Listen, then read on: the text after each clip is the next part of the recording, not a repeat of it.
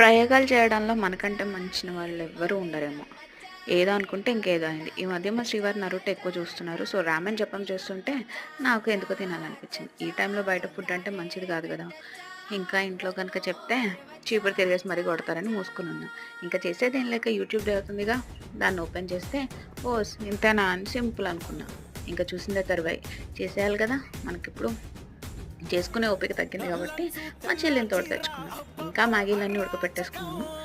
తర్వాత వాడిచ్చిన మసాలాలన్నీ గిన్నెలో వేసేసుకొని వెల్లుల్లి తురుము, రెడ్ చిల్లీ సాస్ వేసేసింది. గ్రీన్ చిల్లీ తక్కువ వస్తుంది అనుకుంటే అంతా మొత్తం పడిపోయింది.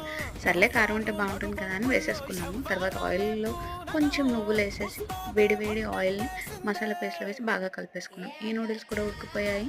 ఇంకా అందులో వాటర్ పక్కకు తీసేసుకొని కొన్ని నూడిల్స్‌ని ఆ పేస్ట్‌లో వేసేసి వచ్చిన వాటర్‌ని కూడా పోసేసాం. ఇంకా కలుపుకొని బాగా తినేయాలి.